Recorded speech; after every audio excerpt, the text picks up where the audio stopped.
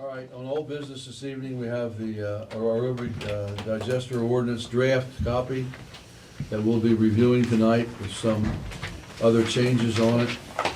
I know that's what many of you are here for this evening. I'm sure it wasn't to come wish us a Merry Christmas. Merry Christmas too. Anyway, but I'd like to take a moment just to explain some folks here this evening may not quite understand the term zoning. The MPC, the Municipal Planning Code of the Commonwealth of Pennsylvania, guides municipalities with their zoning and what is permitted to be utilized on lands and so forth. And the municipalities have to provide areas in the municipality for different uses, whether it be residential agriculture, small business, bigger businesses, things of that nature. And we have to provide space and areas for those particular uses. And unfortunately, a lot of those uses aren't always welcome to everyone. And, you know, as a for instance, you've got to provide space for an adult bookstore, or you have to provide space or place for an aerobic digester to be utilized, whether it be on an agricultural land, or as we have done here, it needs to be on an industrial parcel that is zoned industrial. This evening we have our special counsel, Amanda Sequest, here, that has helped, along with Craig Caluzzi, our engineer, and public input over the last few months to tighten up our ordinance. As many of you know, the ordinance that almost made it through on Carnarvon Township, which was not a good deal where it was and where it was going to be located.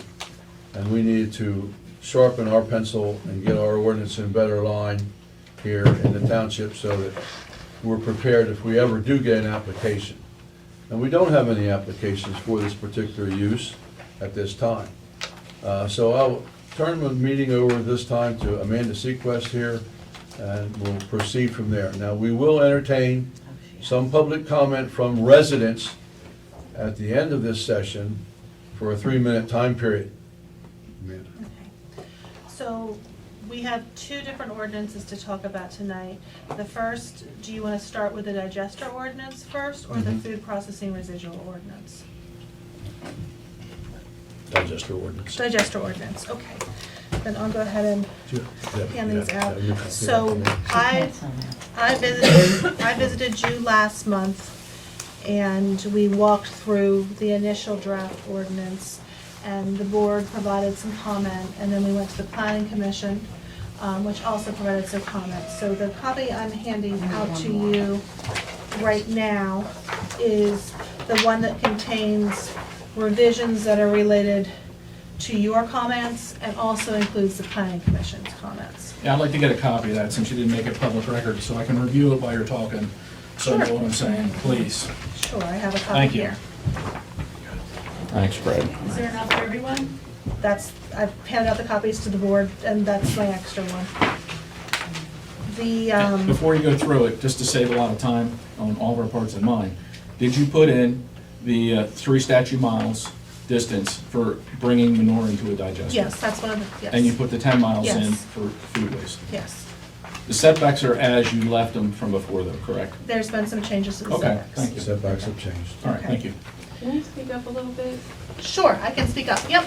I know, no problem. So going through this, I'm just gonna highlight through the changes that have occurred since we were last here.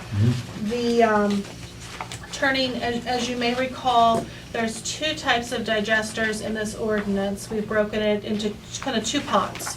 The first section in here is what I would call an accessory anaerobic digester. That's a digester that's accessory to an agricultural use, but the input is only materials that are generated as part of that agricultural use. So it's not materials coming from third-party sites. So looking at we'll walk through it and I'll call out what were changes from the board and which were changes from the PC so you know where they're coming from. The first, the minimum lot area, we clarified that was contiguous acres, since that was a question before. We added a minimum lot width here as well, so it's consistent with the other ordinance. You'll see struck, at the last Board of Supervisors meeting, we had different setbacks for general agriculture versus intensive agriculture. The feedback from the board was you didn't want different setbacks from those. So we removed the general agricultural setbacks and kept just minimum setbacks regardless of the nature of the agriculture. In there, which I received feedback from the board that you did want an increase in the minimum setbacks. The property line setback went from 100 to 400. The street right-of-way went from 100 to 400, and residential structure not occupied by the property owner went from 200 to 600. So those changes are in here. Under the maximum building height, the change there at the last Board of Supervisors meeting, you had indicated that you didn't want the language that limited the flares to the facility height to 55 feet. Right now, they're set at 45 feet. I suppose if an applicant came in who needed more, they could ask for a variance like anybody else can in the township from the zoning ordinance. And Amanda, excuse me, just to clarify, everything we're talking about now is for an accessory digester, correct? Correct. Thank you. Correct. So those were the changes since the last meeting to those sections regarding the accessory digesters. And those changes primarily came out of the Board of Supervisors. There were, and just as a reminder, though, that also is a conditional use application. It's not a by right application. So there is an opportunity, particularly if you have the use on a unique site, that, there may be conditions that are appropriate for the use that aren't captured in here, because every property is a little different and every user is a little different. Then the next section in here is what we'll call the regional digesters. Now, these are the digesters that are not accessory to an agricultural use. These are the ones that are, we're treating them as an industrial use, similar to other industrial uses that are provided for in that zoning district. These uses also are by conditional use, so they're not a by right use. They would come to the board. And they can only be located in your limited industrial district in the township. They're not permitted. Some townships permit them as accessory to other agricultural uses in the township. That's not how this is set up. In here, and I also want to point, they can be the only principal use on the lot. They can't exist as a multi-use with other uses on the lot. And what that effectively means for you, since it's LI, there's 4 locations in the township that are zoned LI. 2 of those, based on the requirements in here, are really not locations where they could be located because there's not enough acres or the setbacks don't work. They are possible theoretically in a portion in the other 2 locations in the township. In here, since the last meeting, since there was a lot of discussion about water quality, there was a provision added that they can't be located in the floodplain. They can't negatively impact the hydrological resources of the township, which would include loss, diminishment, degradation, or interruption of water supply sources within the township. There was a clarification that the minimum lot size, the 50 acres, was made clear that it was net lot acres and they had to be contiguous acres. Under minimum setbacks, there are setbacks for the underground storage, in-ground storage. That number didn't change, but as to building, accessory buildings and equipment, was 200 feet from the property line, which is the same that was in there previously, but Mr. Kaloji and I did increase from property lines shared with structures utilized as a dwelling, school, daycare, nursing home, etc., from 350 to 750 feet since the last meeting. There was a request from the board at the last meeting that there be some kind of minimum setback for the edge of the digester or gas storage structures to any building, property line, roadway, or other occupied structure. I guess the concept being kind of a blast zone. That's been set as 350 feet, but with a notation that it could be increased based on the results of a site-specific hazard evaluation, and can only be reduced by submission of an engineered mitigation measures deemed accessible by the township engineer and the fire marshal during the conditional use process. The thought being is, at this point, we don't know necessarily what the design's going to look like when somebody comes in. And so that may need to be a larger radius, depending on what's proposed, or I can't imagine it would really need to be a smaller radius, but we provide for that possibility in here. Just like we talked about before for maximum height for the accessory digesters, we remove that 55-foot language, so those match. There was discussion, I believe at the PC, about we had added language since the Board of Supervisors meeting regarding the protection of prime agricultural soils on the property, the amount of disturbance that was permitted. The PC had recommended a 10% number on that, so that's been added in there as well.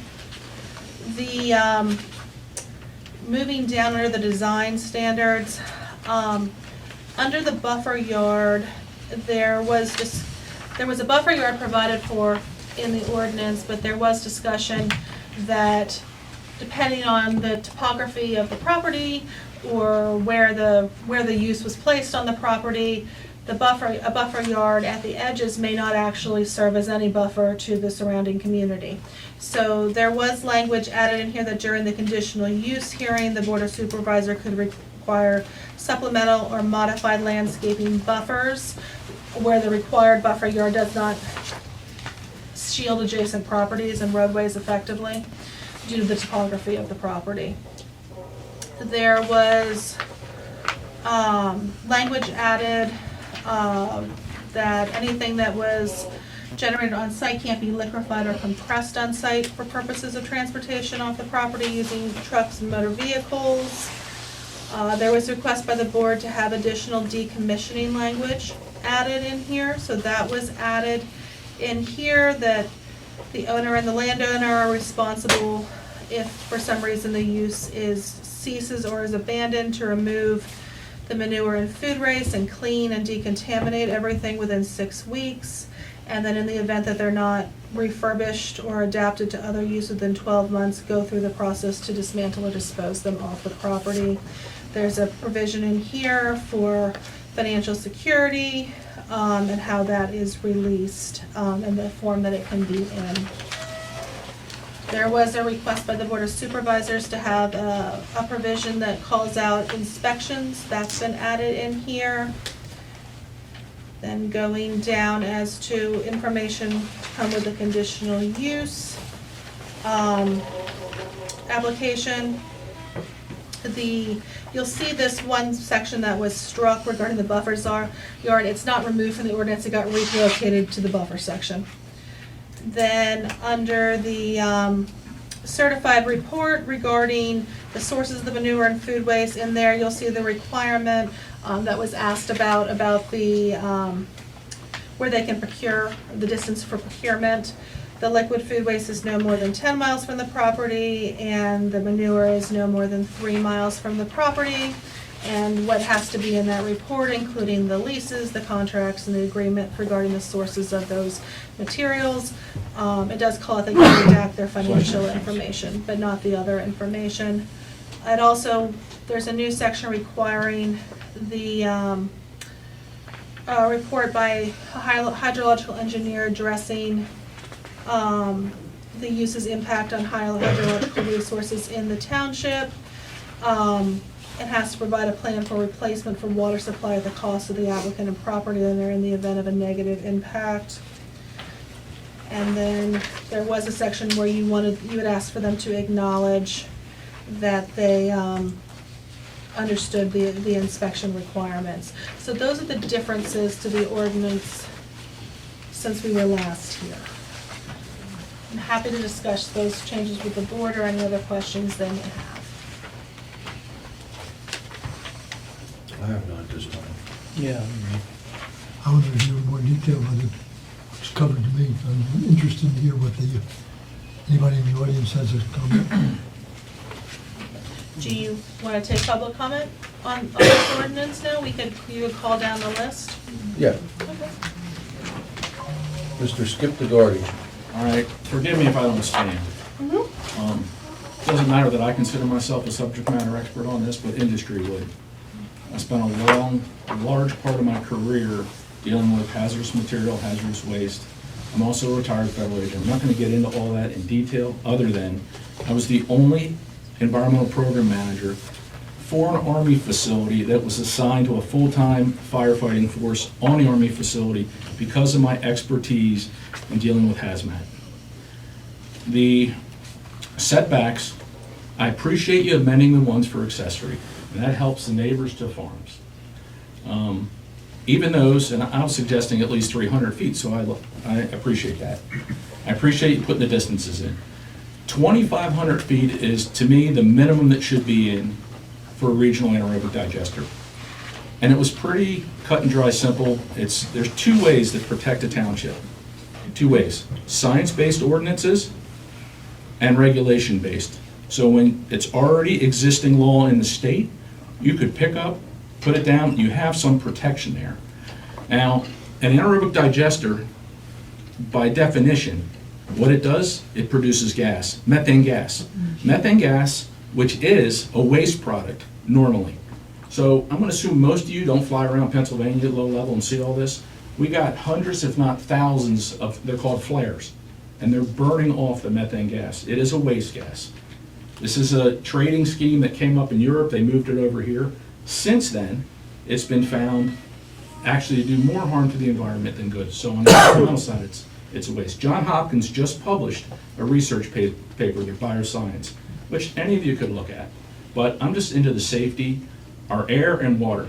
Now that is guaranteed to us. So Gary nicely mentioned about how the township rules tell you you've got to be inclusive and not exclusionary. Well, I disagree with you, and the Supreme Court of Pennsylvania is what matters, not what I say. In 2013, they said 2,500 foot setback for gas production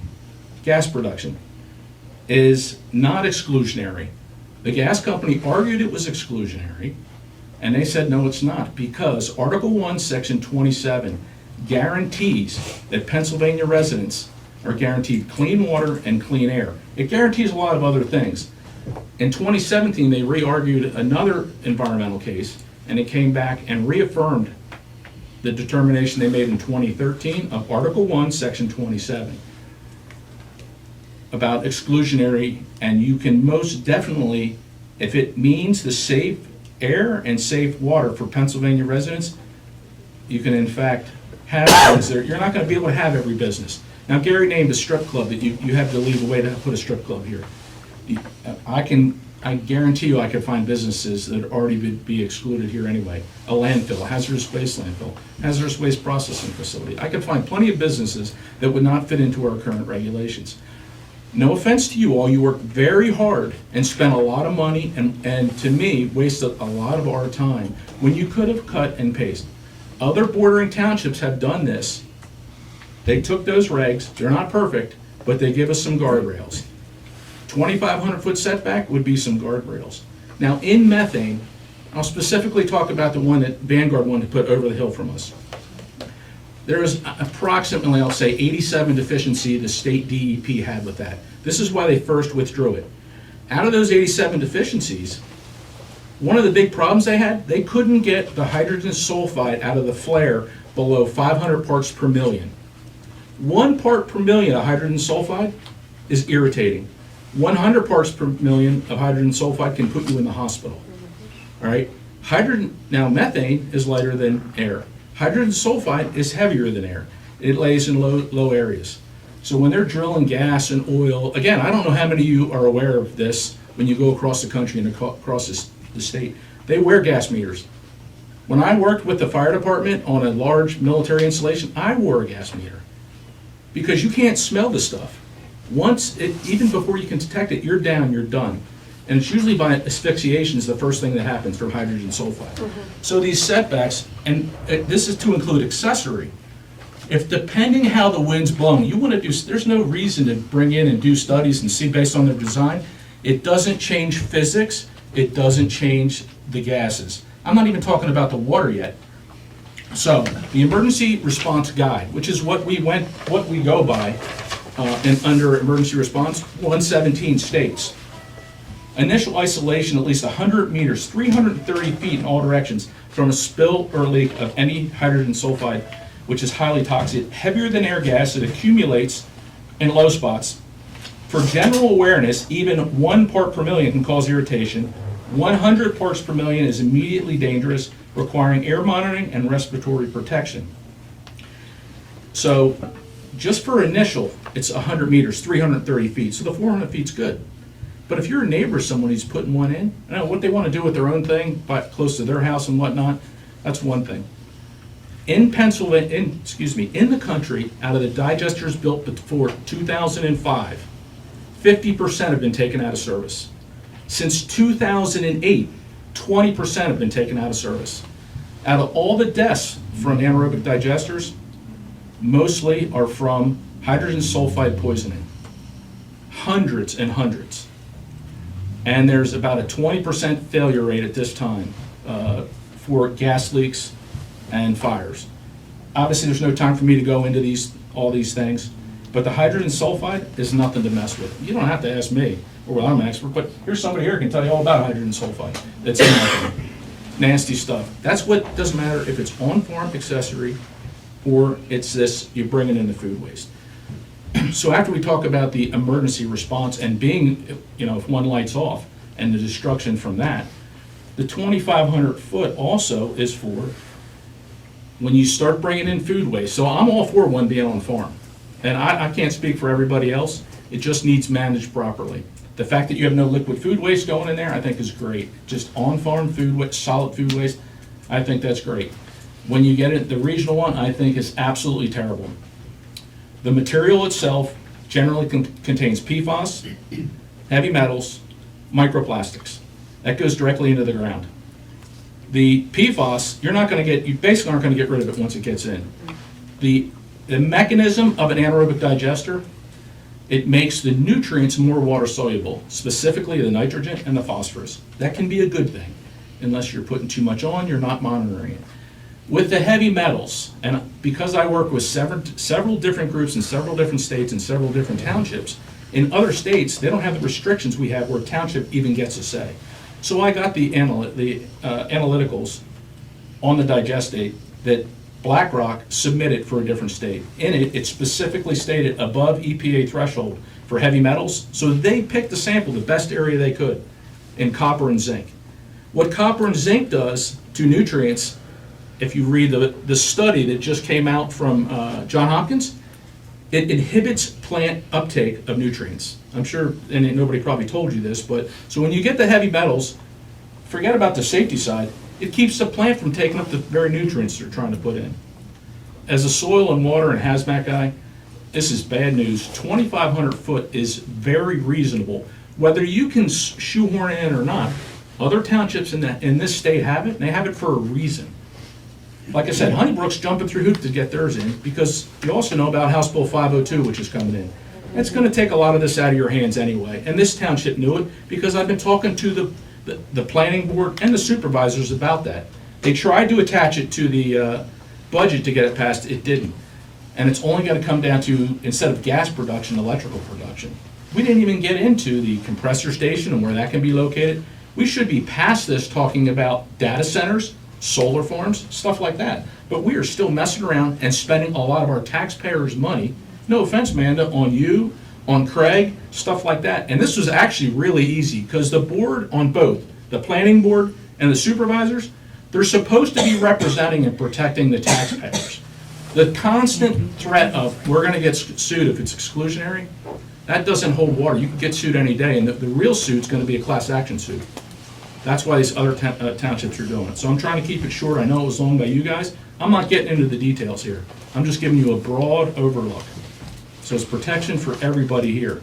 Again, before I say I'm done, I appreciate going to 400 feet on the accessory. That was a good move to me, and I appreciate you getting put in there. The 3 miles for manure, 10 miles for food waste for regional. Nice job on those things. Thank you. Thank you, Skip.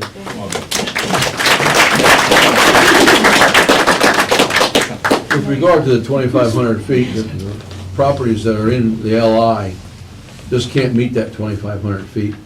And they researched that a great deal, and that's the reason why we bumped it to 750. The fact that it was, quote, bumped to 750, that leaves you open for suit right there, because it's not science-based and it's not based on law. I understand the exclusionary, which I explained the case law. What the case law says, what the Supreme Court said specifically in Pennsylvania is, no entity in Pennsylvania, no legislate, you can't re-legislate it, the wording is exact as written, no police power of township, it specifically states, attorney general, ag secretary, nobody can write anything that overrides that 20, not the 2,500 foot, but the protection. And it was based on the 2,500 foot setback for the residents of this state for clean water and clean air. So I get what you're saying. I'm telling you exactly what the Pennsylvania Supreme Court said in regard to that. You guys are gonna make your own decision. I'm just telling you what they said in regard to that. Any comment on that, Amanda? You and I read the case differently, and that's okay. But I also will say this, in the planning board meeting, and I appreciate you said All this. right, Skip. I will say one more thing to her. You said no less than 3 times to the planning board, you can put the 2,500 foot setback in. You said it 3 times to them, they ignored it. So thank you for trying to tell them. Okay, thank Thanks, you, Gary. Skip. Kane Elliott from Narvin Road or something, I can't read. North Manor Road. Me, thank you, Carrie Elliott. So first, I want to thank you for the time and effort you dedicate to overseeing our township. I know it's not an easy job, and I do appreciate the responsibility that you carry. I'm going to reiterate what Skip said. Pennsylvania's Constitution is 100% clear. The people have a right to clean air, pure water, and to the preservation of the natural, scenic, historic, and aesthetic values of the environment. It's not just principle, it's binding obligation as supervisors. I actually printed out some different cases for you, for your understanding. Almost a year ago, a small group of us stood here pleading for protections when the Vanguard digester was proposed in Carnarvon. I personally told you about my family in Maine, whose farms were destroyed by PFAS, contamination from the digestate, entire herds of cows had to be put down. People are now warned not to hunt or eat game in those areas. At that time, you actually implied to us you were against such risks and would write provisions to protect us. Yet here we are nearly a year later with a draft ordinance that favors an industrial digester. You've dragged your feet so much, you've actually put us at risk of HB 502 being passed and Shapiro being allowed to force this or a data center or solar farm into our town with his lightning plan. West Nantmeal proposed only 750 feet setbacks from homes and buildings. All the other areas, Carnarvon, Warwick, Honeybrook, they all require 2,500 feet. Why are our families worth less protection? West Nantmeal, I think you changed it. The plan that I looked at was a 50% industrial footprint. The other one caps it at 10%. The testing is a huge concern. Instead of protecting us, this draft ordinance opens the doors to West Nantmeal becoming a regional food waste dump. Dozens of trucks daily, hauling waste that doesn't allow it to be disposed of in this loophole.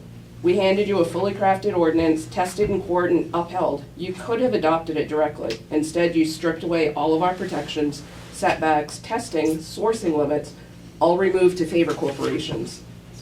Pennsylvania Municipalities Planning Code, through the fair share doctrine, makes it clear. Municipalities are not required to allow every industry. The Supreme Court in Cert versus Upper Providence said that a municipality is not required to provide for every use within its borders. It must provide for its fair share of uses which are reasonably suited to the area. The court actually struck down state law because it violated our constitutional right to clean air and water. West Nantmeal has every right and duty to reject an industrial food waste digester that does not fit our rural character. You are elected to protect us. If corporations threaten you, we will stand behind you. But if you favor them over all of the residents here, we will stand just as strongly against you. Do you want to be responsible for destroying our home values, contaminating our water so it's no longer drinkable? Courts have actually held municipalities liable when zoning decisions lead to contamination or property devaluation. That risk will fall squarely on this board. Do you want to side with residents or corporations. I know it's daunting to stand up to corporations with deep pockets, but your duty is not to them, it is to us. Adopt the protections other townships have already proven in court. Protect our farmland, our water, our families, our homes. Don't allow West Nantmeal to be turned into an industrial food waste dump. Thank you.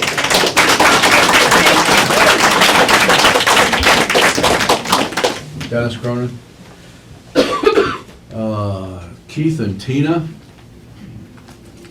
Yeah, good evening.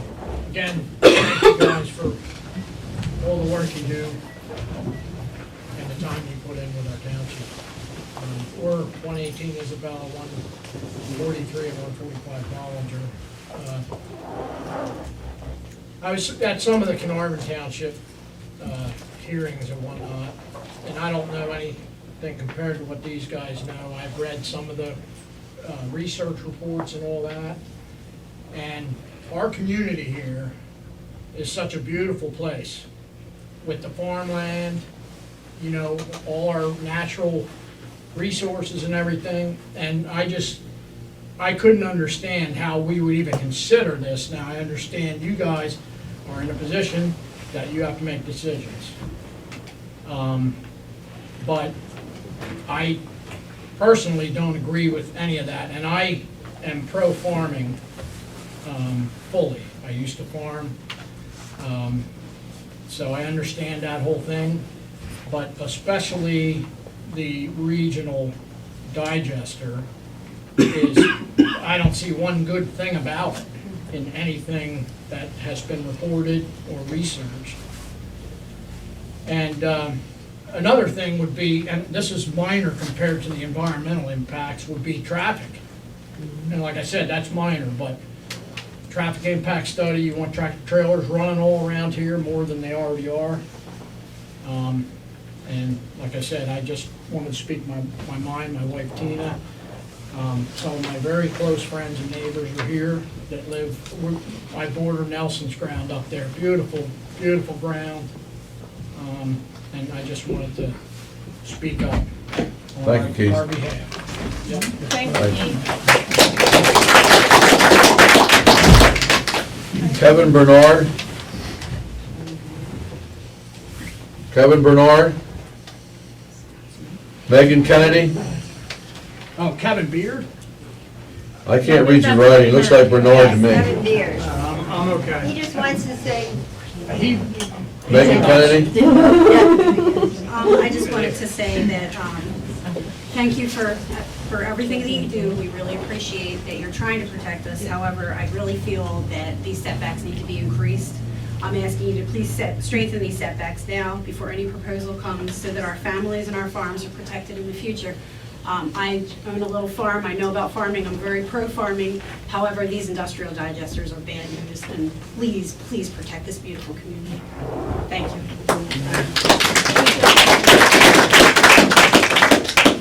Sharon Goodgarty? I'm just supporting the 2,500 setback. Okay, the next name on here is Dorothy someone, Chestnut Tree Road. Dorothy Rajan. I'd say thank you to the board and everyone who's been working. And I think we've had some voices here that are experts. The board can, I'm sure, just go to those people and get advice. And maybe it'll be a little bit of a shortcut for them, but obviously we have somebody very knowledgeable here in terms of the environment, and I think that it's a huge asset for the community. Please make use of it.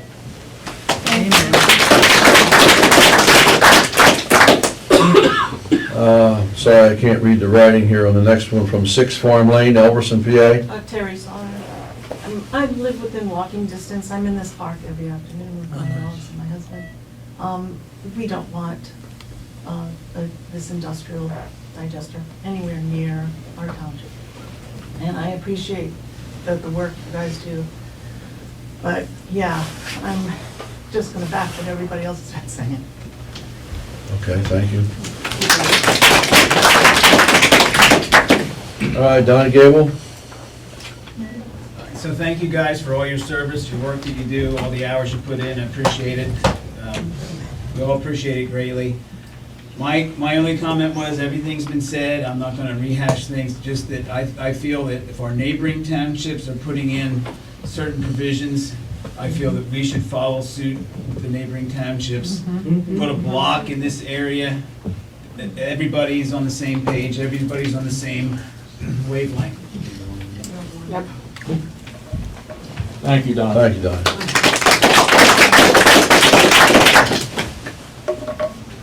You want to move or comment on any of this at this time? Gary, I'm sorry, I didn't get a chance to sign in, they took Me the book neither. up, but I think I'd you like know to. who I am.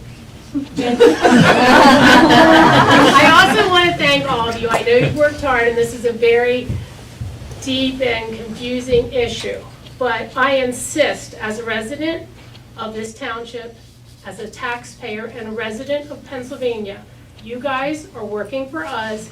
We want and insist on the 2,500-foot setback, because you're not going to buy my home when the value goes through the tank. You're not going to buy my home when my water goes kaput. You have to protect us. If the township gets sued, we're going to be here fighting for the township. And also Katie Muth, our senator, is here, and she didn't get to sign in, she'd like to speak to us. I'll take time to recognize Senator Ruth Muth. I'd like to speak My to- name's on the page, on the second page, you didn't get to it. There's residents, go first, you're fine. No, I'm sorry. I'm late. There's a second page you didn't get to, but No, The go second ahead. page is last month. No, we turned the page and signed it. The second page was last month. Flip over the page. Maybe it's a couple other pages. There was only one page in I this probably month. signed last Well, month. he's Probably saying signed on something. last month, yeah. Anyway, I concur with, second what Skip and Carrie said. What is your name? Tim Warren, And where do you live? right off here in 423 North Manor. Thank you. So just basically concur with what everybody else has been saying. I'm his wife, Cheryl, and I guess my question is, we're seeing our surrounding townships battling this. Why would we even consider it? It's a good That's question. my question. And secondly, we live right on 82. I see horse and buggies going up and down 82 every single day, multiple times a day. If there are trucks coming in, hauling stuff into these places, those people are at risk. And I don't think any one of us want to find out from the police that an Amish family or a Mennonite family was killed on one of our roads after we've been here for 35 years. And that's never, ever happened. We actually just took a crash like that, like just crossing into like Lancaster County not too long ago. So unfortunately, that stuff is becoming a little bit more prevalent, so. Okay, Senator Muth? You can let the residents go, I was late, so Okay, all right, I very don't want well. to make them, they have to leave. Was there anyone else who thinks they signed it on the second page who wasn't called? So we don't want to miss you. I would like to speak, I did not get a chance to sign it. I'll be very brief. Just two things. First of all, I think that the 10-mile procurement radius is a little bit too generous. Traffic is traffic, and if it's within 10 miles, that's still too much truck traffic for me.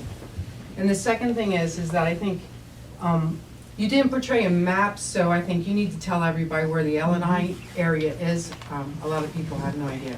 Thank you. Thank you, Lisa. Okay, hearing no one else, do you want to move into the second ordinance, Amanda? Katie wants Katie to- is going to talk. Oh, yeah, I do. She was waiting for all the residents. and then she was gonna speak. Oh, okay. Are you sure? No one else wants to, I don't have to be first. I'm not gonna be redundant, I'm Senator Katie Muth, I represent Senate District 44, which includes this township. I just came from Harrisburg, so I'm sorry, we started our workday at 3 p.m. today, so here we are late in the evening. So I just wanna say that all of these residents have been watching. I've gotten to know many of them because of the Carnarvon Township situation. And during that months-long debacle, there was some restoration in faith in government as, residents came out and the democratic process took place. And it was also based on science, and I think that's really important.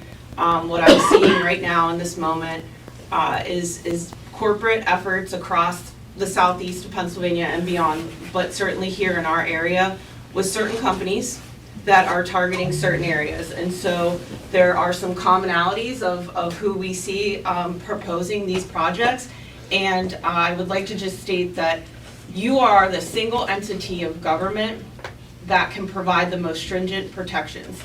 Even if I had all the power in the world in the Pennsylvania State Senate, you have local control. There are certain things that you all have the authority to do that unless state law takes it away, you get to do it. And that is, some people may think it's a pro or a con, but I think it is in this era that we're in with a very dysfunctional federal government, a very dysfunctional state government, both sides of the aisle. This is not political. This is corporate politics really harming local communities. And the best I can do in absence of having my wand to make this all, be the right way is that to come and advocate at meetings like this, because you're gonna hear that we meet the state laws, we'll follow all regulations. Pennsylvania's one, our environmental laws in Pennsylvania are similar to a third world country. Despite the fact that we do have a constitutional right to clean air and clean water, you have to have the legal team backing your township to fight that fight, and it is winnable. It is just not the norm. And that's unfortunate because residents pay tax dollars to fund every municipality, and that includes paid experts, staff, all the things. And you need to arm yourself in the event that you're sued. But as I said in Carnarvon, it's better to be sued for doing the right thing than being sued for doing the wrong thing. So residents can also take action. These are property owners, their health and well-being is at stake. One of the worst parts about these co-digesters is the fact that water table is a water table. And so pollution doesn't care about boundary lines of township A, B, and C. And so if your 2,500 foot setback is nice, it is based on a standard, it is based on some science. It's not the strongest science, but the best science we have upheld in the Commonwealth of Pennsylvania in court. That's not saying farther setbacks have been overturned. So I encourage you to look at the science of your water table, your surroundings, and I'm gonna say this to Honeybrook Township as well, is that 2,500 feet in a rural area where people own a lot of property is tricky. So you really need to look at if somebody decides to develop something on their land and it impacts someone else's drinking water, that's not okay. Yes, you are a property owner, you have the right to do certain things on your land, but one of them is not to harm your neighbor. And so that's, very difficult in a smaller township where, you might not think you have financial resources to take, to fight back, but you do. All of these people in this room, they want you to fight for them, and you have that legal authority, which is one of the greatest powers of local control here in our Commonwealth. So I would look at what you have, take their recommendations, to heart, and also realize that this is just one of many harmful types of proposals floating around the Commonwealth right now. In my short time in office, I've learned that November, December, and January are one of the worst things in government happen. So nobody's paying attention. Pipelines get approved, all these certain, you're just like, how did that happen? What did we miss? And so I don't find it a coincidence that I've been to more municipal meetings in my life than I've been in the last 6 months. And it's because of data centers, oil and gas infrastructure to power data centers, co-digesters, because they're somewhat connected to data centers, unfortunately.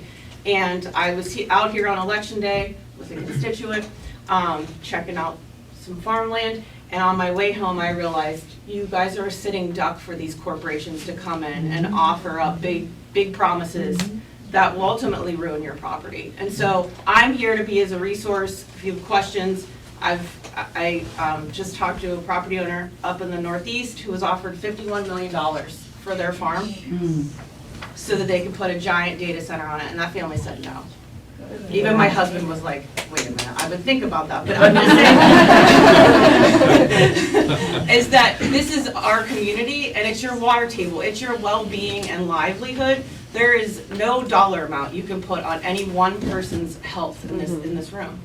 And so those are the decisions you make. They're not easy ones, but use the science and use your moral compass that this is local government and you're the most protective entity to put protections in place for the residents here. So thank you for letting me speak.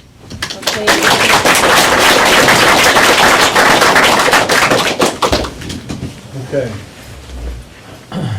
Do you, You want to move into the other one now? Yep. This time, the FPR. the other, we do have a second ordinance. Now, this is, it's a use ordinance, but it's not a municipality's planning code ordinance, is what I'll call it.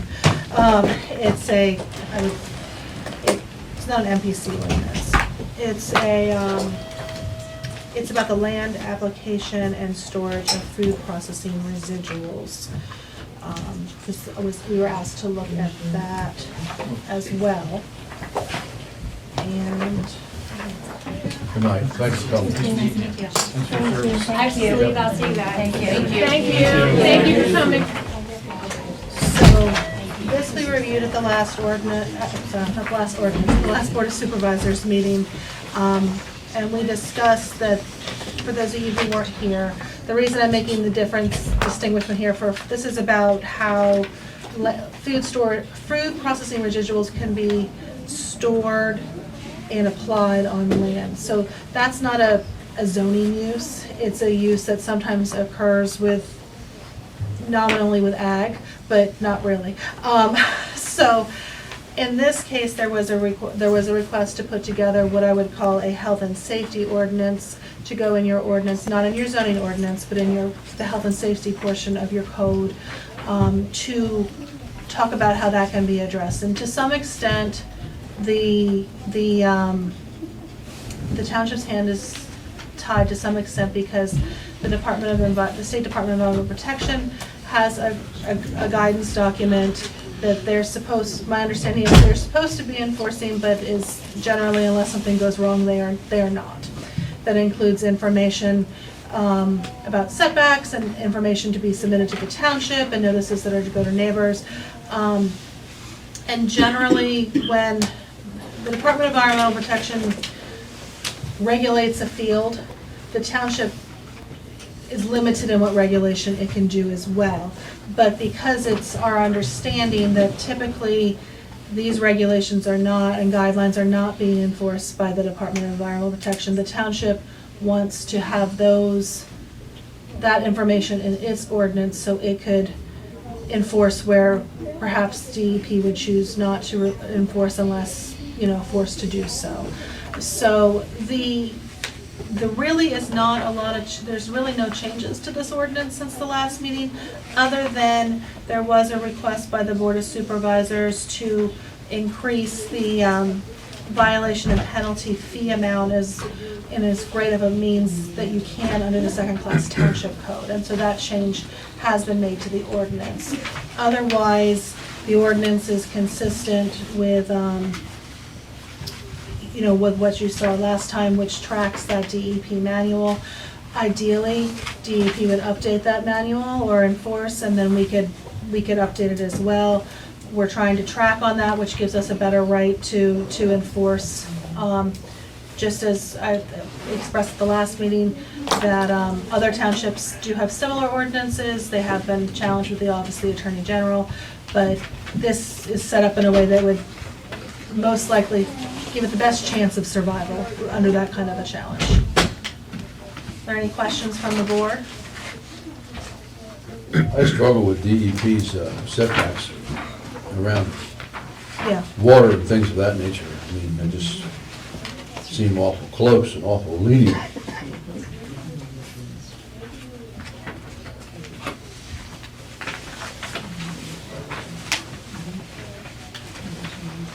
So I don't mean to interject, but I would just say that, since I'm here, that think of like the DEP's, that's a regulation or a guideline. There's nothing in the law, it's the minimum. So there's nothing in the law that precludes you as a local government, especially considering the topic, from being more stringent. So I know their guidelines are garbage, I'm not disagreeing with you at all on that.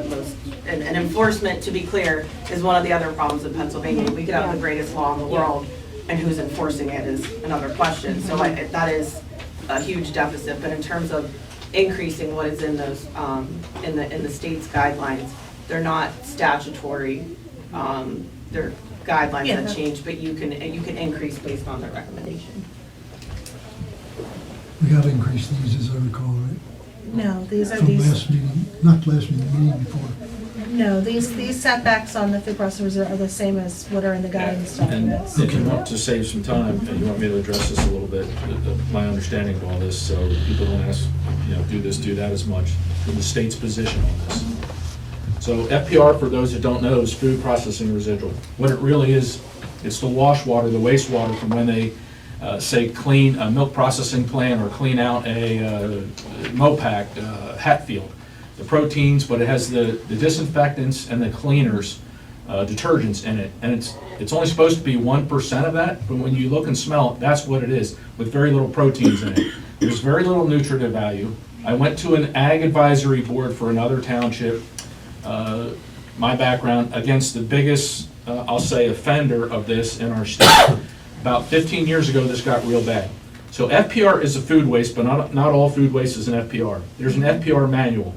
The township really can't override anything, so copying what's already existent in East Coventry, I think it is, that is kind of ideal, because even that, it's about all you're going to be able to do at this point. The state is in the process of trying to write a new, it's not even a rule, it's called an FPR manual. We are the dumping ground for the eastern seaboard. They're bringing, and I'll give you an example, Antrim Township, which is down by Hagerstown on the Pennsylvania side. They were bringing FPR from South Carolina. They changed the law in Maryland, so Purdue already came back and said, we are no longer land applying our FPR. They're going to put it in a digester. But they're bringing it in. They had 14 wells pop, I'll say 6 to 8 months ago down there. So landowners, that their value, they said their value, they had a hearing with Mastrano, whatever his name is, down there. They lost 40% of their property value. Their wells popped for E. coli, nitrates, to name a few, but they smelled it in the water. They cannot treat it. All their appliances had to go. It's in all their plumbing. It's wrecked. Some of them that could afford it temporarily, they drilled deeper wells, but my experience remediating plumes and pollution sites is that water that's, say, at the 300-foot level, eventually it's going to go to the 400-foot level. Several of them still are operating off of cisterns. There is no solution. So they got tanks in their garage, 1,500-gallon tanks, once a week to get water deliveries. There's really not anything at the way the state handles this that the township can do over this. It's with the state. The problem's with the state, and they're allowing it. So all these other states are bringing this material. This is one of the materials that they were going to use in the digester that was going to go over the hill. And it's nasty stuff. It's very nasty stuff. High in PFAS, can contain a lot of heavy metals. It's just to give the township credit, other than what's written, I don't think, from a legal standpoint, there's anything else they're going to be able to do about it, other than you all be aware. And it's being spread heavily just across the township line. Just across Honeybrook Township's line all over, just so you're aware of it. You'll know it when it starts getting spread, but your wells are not going to last that long once it starts getting spread. So anyway, just to try to save a little back and forth time to you guys, and I'm not going to beat you up because there's nothing else you can do with this. I think it's a good product, but for what it's worth.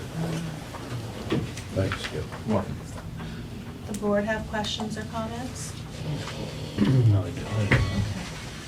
Was there anyone who had a public comment on this ordinance who's a resident or a taxpayer? Okay, I'm not seeing anybody. So at this point, what I'd be looking for from the board is some direction on what you'd like to do next.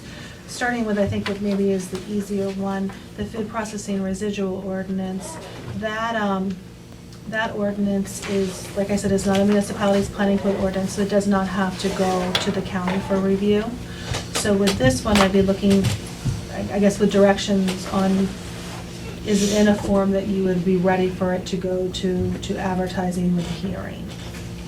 And just so for purposes of the public, this evening, none of these ordinances are being adopted. They have to, at least as to talking about this first one, they would have to hold a public hearing to adopt it, subject to public notice and those things. So I'm looking for direction on what you would like to do with the food processing residual ordinance.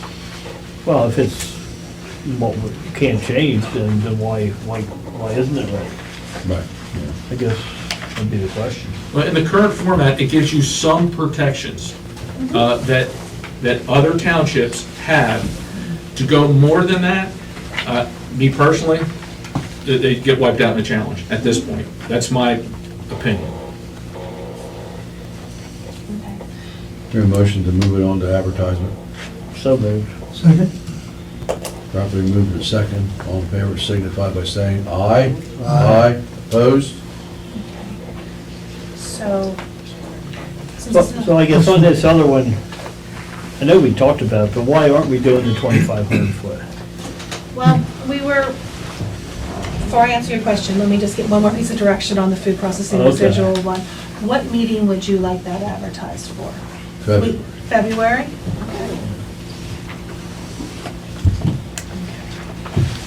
All right. So in regard to the 2,500, I agree that the Robinson Township case gave certain rights, and certainly in that case, the court did strike down a regulation, or in that case, it was a statute that basically removed a municipality's ability to decide where uses were appropriate to be located. It was forcing them to have the gas and oil dwelling flares and everything, basically anywhere in the township. It removed their township's ability to say, I want it here. This is where an appropriate place is in the township. These are appropriate setbacks, those types of protections, and the court found that to not be appropriate, to basically come in and wipe out a township zoning scheme. As you know, you spent a lot of time putting together the comprehensive plan that was referenced earlier, that you then, adjust your zoning ordinances to match, so you, or because you have a plan for your municipality.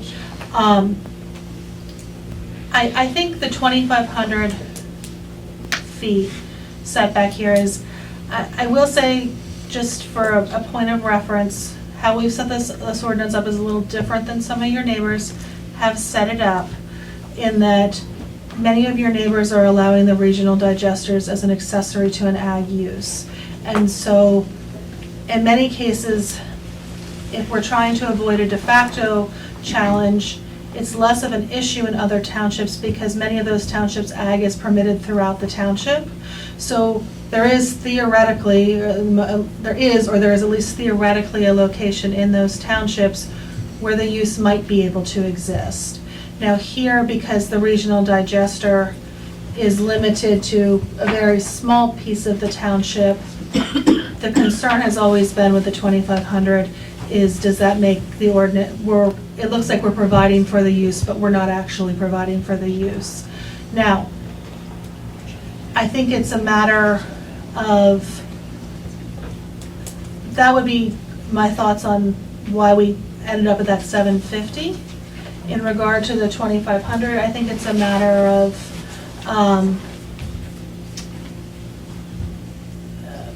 risk avertisement, is in that, I mean, you could put the 2,500 in and and see if. Roll the dice. Roll the dice, and see what happens. I mean, that is an option that's available to you. We want you to roll the dice. Unanimous. Roll the dice in our favor, please. Well, I don't have Carnarvon's in front of me, but I'll say Carnarvon's was in the industrial for the regional. I don't have it in front of me, but I was there for every step of the way. How do you think they did? What did you say, Skip, about Carnarvon? What's that? What did you just say about Carnarvon? Carnarvon for the regional was put in the industrial. Yeah. That's right. I just wanted to add that I had this conversation this morning, exactly about restrictive uses, getting sued for not providing a use of everything under the moon. In my own township, East Vincent Township, I'm sure you've read about it, it's a dumpster fire, so, literally. So, on a brownfield, it's amazing. So, you have to provide for these, all uses, under the, municipal planning code says it, because of the state law. So, okay. But I think sometimes that is interpreted as that you have to allow something. If you I'm gonna use East Vincent as the example here, because it's an industrial mixed use area, the only area in the whole township that's zoned that, where there could be a data center ordinance, it would be an allowable use through a special exception process. So the thing is this was shot down in 2022 because we have a catch-all provision. So yes, there are things you can't prohibit, but if something doesn't fit within that zoning district, right? Like, you can't put a nuclear power plant at the Pennhurst site because they're like, oh, I'm industrial mixed use, so I'm gonna build a nuke plant here. Some things aren't just gonna fit in the spot that a specific municipality has, right, available for that type of zoning. So it is, I understand the argument of like, well, if we put this, the same argument's happening in my township. If we put this in, then they can't do it at all there. Well, no, they can't do the plan that they want at 500 megawatts. Could they put a 7 megawatt data center like the one on the 422 next to GSK? Probably, right? But who wants to build that right now because nobody makes money off of it, right? So the developer's not going to cave to that, but it would be still allowed, right? And it would still allow a data center. So I think that's the other thing is like where you have it in your zoning. If something doesn't fit because it can't handle the 2,500 foot setback, you're not restricting the use, you're just saying you can't meet, we have performance standards in our code that are pretty darn, I would love for every township to have them. It's like noxious smells, sounds, vibration, I don't know who put this in long ago, but God bless them. Because it's very protective and it applies to all zones. So I would just say that is, I know it's the norm, and you worry about rolling the dice and getting sued, but again, that 2,500 foot setback has been upheld in court, and based on the decisions. And the other thing is, you are mostly on well water. You have a strong leg to stand on there because that would destroy people's drinking water. So that's you know, in general, I don't agree with the practice of FPRs, but you are in an area where, you know, it's not like everyone's favorite corporate monopoly can come down and put in a water line for PA American Water / Aqua, right? So, or that's very cost prohibitive. I just did a grant for a bunch of people to be hooked up to sewer and it was very expensive. So, and I would do that all for you if I had all the money in the world. But I'm just saying, in terms of restrictive use, remember that you would provide the space. If the project can't be done in a way that it doesn't harm residents in general, setback of whatever, it's a no. There's nothing in the law that says everyone has the right to develop if it harms other people. There's a balance there. So I think just my advice is put it in and let somebody challenge you and I'll help you. The other piece in regard to any ordinance requirement that's a municipality's core ordinance is anyone coming in, just like any resident who comes in, who they always can ask for a variance, you know, and then that goes to the zoning hearing board for a decision if they can't meet the condition. The other thing in your as this is currently drafted, it does talk about during the conditional use hearing, if there's something they're looking for a modification to, they can call it out during the as part of their conditional use application, so the board could consider it. So they're kind of I guess I would call it an escape valve in there to say, well, we're trying to be accommodating because we provide you with these options. Yeah. Right. But we're also trying to protect our future kids Mm-hmm. in the long run too. You know, and the PA Constitution says that you know, we are to leave our for future children, generations. Yep. You know, and doing this, we're not doing that. They'll have nothing. So, in regard to the use ordinance, if you have any other discussion on that, what I would be looking for direction on is, are you requesting any changes to it? And if you're not requesting any changes on it, or even if you are you ready for it to move on to the county's the county's planning commission, because it's a municipality's planning code ordinance, it has to go to them for 30 days review so we can get their comments. I would recommend to my board members that we put the 2,500 feet in.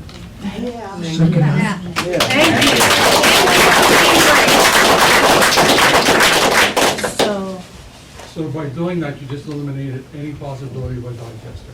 Somebody can go for a variance, they just said. Well, no, they can get an accessory digester. An ag can have an accessory digester. Yes. You can't put it, this will eliminate an industrial anaerobic co-digester, bring it in 25, 30, 40 tanks a day, it's It's 6,000 gallon tanks. financially unattractive for the builder.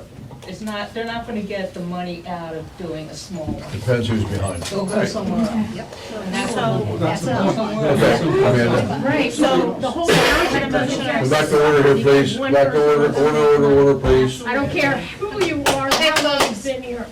folks. Okay, so I heard a motion and a second. Was there all in favor to add that in and refer to the county planning commission? Who made the motion?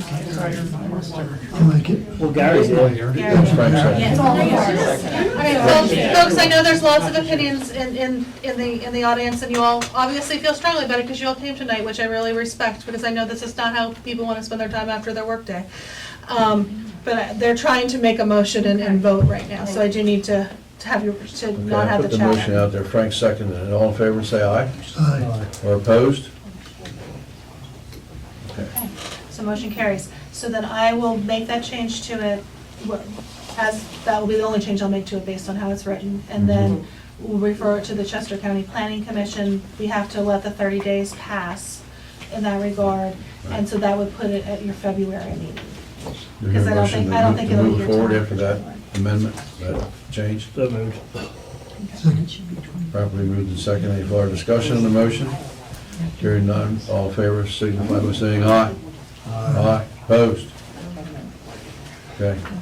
Thank you all. Thank you. Thank you, everyone, for showing up tonight. Thanks a lot. Thank you. Nelson, thanks a lot. Thanks very much. Appreciate it. Thank you, man. Greg.